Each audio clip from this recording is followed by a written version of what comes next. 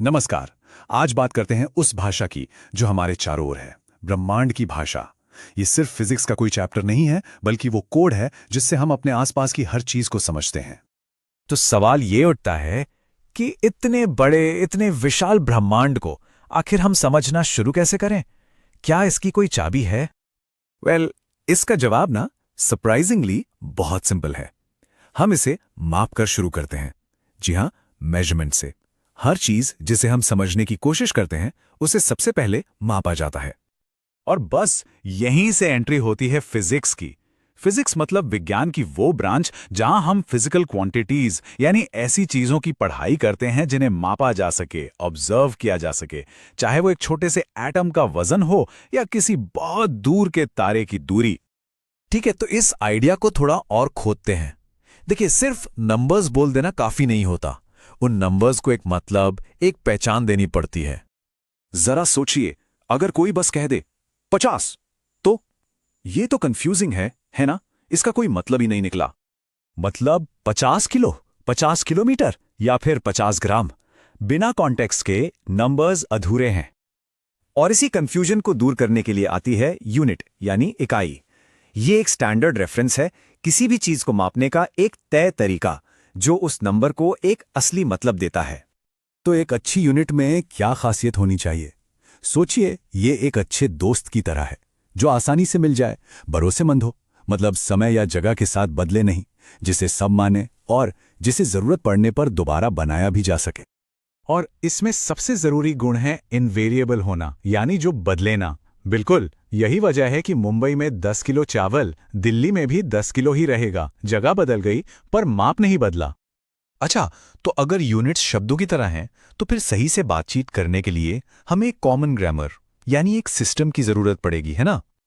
देखिए, पुराने जमाने में ना लोग चीजों को मापने के लिए अलग अलग सिस्टम्स का इस्तेमाल करते थे, जैसे सीजीएस, एमकेएस और एफपीएस सिस्टम। अब इन सब में लंबाई, मास और टाइम को मापने के तरीके अलग अलग थे।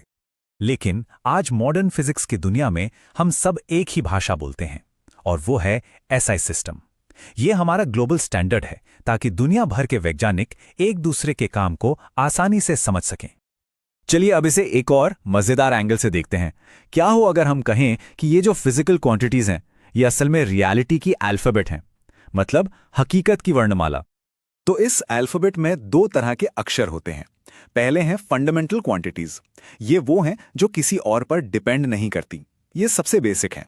और दूसरी हैं डिराइव्ड क्वांटिटीज, जो इन फंडामेंटल क्वांटिटीज से मिलके बनती हैं। तो ये है हमारी अल्फाबेट के कुछ फंडामेंटल लेटर्स: लेंथ, मास, टाइम, टेम्परेचर और इलेक्ट्रिक करंट।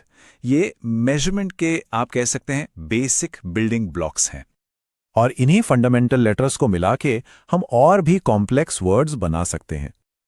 और ये शब्द ही तो हैं हमारी डिराइव क्वांटिटीज, जैसे कि force, work, energy, pressure, power. ये सब उन्हीं बेसिक यूनिट से मिलकर बने हैं। जैसे फॉर एग्जाम्पल, फोर्स का फॉर्मूला क्या होता है? Mass into acceleration. अब यहां देखिए, फोर्स जो कि एक डिराइव्ड क्वांटिटी है, वो फंडामेंटल क्वांटिटी मास और एक्सेलरेशन के कंपोनेंट्स पर डिपेंड करती है। और तो और, एक्सेलरेशन खुद लेंथ और टाइम से बना है। देखा, सब कुछ घूम फिरकर उन्हीं फंडामेंटल लेटर्स पर वापस आ जाता है।